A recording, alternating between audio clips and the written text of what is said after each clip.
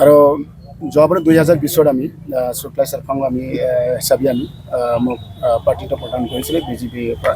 তো মই বহুতো ব্যৱধানত আমি জিতিছোঁ। এইবাৰ আমাৰ সংগঠন বহুত আমাৰ শক্তিশালী হৈছে আৰু এইবাৰতো ভাল ব্যৱধানত আমি জিতিম।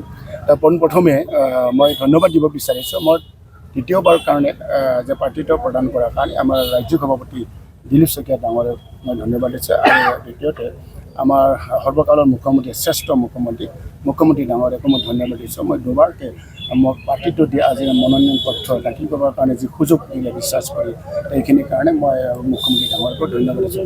আৰু আমাৰ জিলাত মানে আমাৰ গাৰ্জেন মিনিষ্টাৰ আমাৰ অভিভাৱক মিনিষ্টাৰ আমাৰ জয়ন্ত মল্ল বৰুৱা ডাঙৰীয়াক মই ধন্যবাদ দিছোঁ।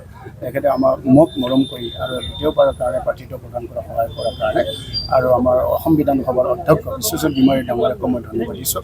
আৰু আমাৰ জিলা সভাপতি ভেক্টৰ দাস ডাঙৰীয়াৰ লগতে সহযোগী কাৰ্যকৰ্তা আৰু মণ্ডল সভাপতি চত্ৰশীল চৌধুৰী আমাৰ চুক্লাই চাৰফাং মণ্ডল সভাপতি আৰু সহযোগী মণ্ডলৰ কাৰ্যকৰ্তা আৰু বুথ কমিটিৰ সভাপতি শক্তিকান্ত আহ্বায়ক আৰু জ্যেষ্ঠ বিজেপি কাৰ্যকৰ্তাসকলে মোক চুক্লাই চাৰফাং সমষ্টিয়ে পাৰ্টিটো মানে দ্বিতীয়বাৰৰ কাৰণে পাৰ্টিটো প্ৰদান কৰা মোক সহায় কৰাৰ কাৰণে মই ধন্যবাদ দিছোঁ। কিমান মান ভোট পাব বুলি আপুনি আশা কৰে?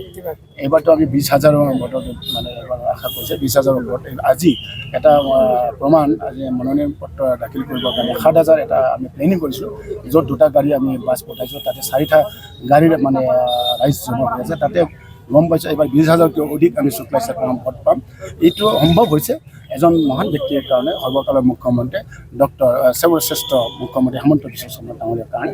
তেখেতৰ দৰিদ্ৰ মানুহ চৈজ আঁচনিবিলাক লোৱাৰ কাৰণে আজি আঁচনিবিলাক পাইছে, যেনেকৈ অৰুণোদয় আঁচনি, উদ্যমিতা আঁচনি আৰু বিভিন্ন যি আঁচনি বনাইছে দৰিদ্ৰ মানুহ চৈজ আঁচনি বনাইছে। দৰিদ্ৰ মানুহসকলে বিভিন্ন জাতি জনগোষ্ঠী সন্তুষ্ট হৈছে। আজি যিখিনি মানে অসমত যেনেকৈ চাকৰি দিছে, যেনে বিনামূলীয়া চাকৰি, দৰিদ্ৰ মানুহ সন্মান পাইছে, ধনী ঘৰত মেৰিট ল'ৰা ছোৱালীকো সন্মান আছে। আৰু দুখীয়া ঘৰত যিসকল দুখীয়া এই দুখীয়া ঘৰত ল'ৰা ছোৱালীক মানে এইবাৰ মেৰিট হিচাপে সন্মান আছে।